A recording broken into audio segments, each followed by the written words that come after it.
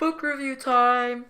So, Walk to Moons. Sharing Creech is a very epic, crazy story about a girl named Salma who goes on a road trip to Lewiston, Idaho. Well, where does the story start? Well, what's the setting? Yeah. It begins in Banks, Kentucky, where there are many farms, trees, everything else you'd expect in a rural area. Later in the book, however, Sal moves to Euclid, Ohio, which is very different because she now lives in a very suburban area with houses everywhere, cars, instead of where a farm, where houses are like 20 miles from each other, you know what I'm saying?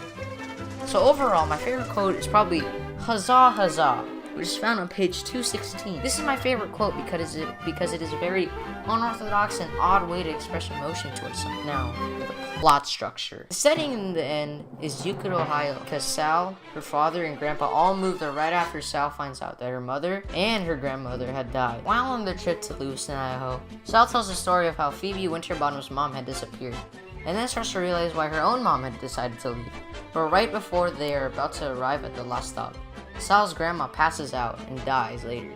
Sal then takes the car and drives to Lewiston, Idaho alone. Sal then finally arrives at Lewiston, Idaho in hopes to find her mom, but goes to a cemetery and finds her mom's headstone. She had died in a bus accident. The sheriff, who was introduced right before Sal was almost gonna be in Lewiston, he drove her back to where her grandparents were, which makes Sal discover that her grandma had died. Now, right after all this, Sal, along with her father and grandfather, moved to Euclid, Ohio, concluding the story. Now, for the symbolism, you know what I'm saying? The marriage bed and the singing tree are a form of symbolism. First, I'm gonna start off with the marriage bed. So, the marriage bed is a form of symbolism because, well, Grandpa, he uses a lot. He uses the quote, "This ain't no marriage bed, but it'll work." And he also stated that he would also die in it. Now, moving on to the singing tree. Now, the singing tree, 3 singing trees remind Sal of her deceased mom because she expects those birds to keep singing on for her mom. She believes that her mom's isn't dead, but this birds are singing as his mom. Now, the protagonist and the antagonist, man. The protagonist is obviously Sal because she's the main character of the whole story. She narrates in her own perspective. Damn, my freaking laptop, man. This automatically tells us that she is the main protagonist. Now for the antagonist, man, you can say that there are many, but the main antagonist for me is probably Mike, or preferably known as the lunatic. Sal and Phoebe have always been scared and suspicious of Mike since he was introduced. This happens constantly, which makes him grow as a character and tells us that he is the antagonist. Now for the theme of the story, the most important part, the best part. The whole theme of the story is concluded in the phrase, "Don't judge a man until you have walked 2 moons." I believe that this is the theme because this basically means that. So basically, I just have to trim this down. The whole theme is basically about guilt, forgiveness, and blame. You know why? Because Sharon Creech emphasizes the fact that you shouldn't judge someone before they walk 2 moons.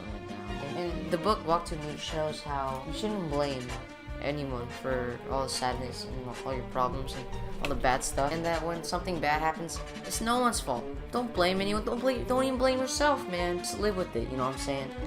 So now it's time for the review, which you all have been waiting for, because this video is gonna be about 3 or 4 or 5 minutes. I don't know. I don't care. I'm not getting paid anyway. So I give this book a 5.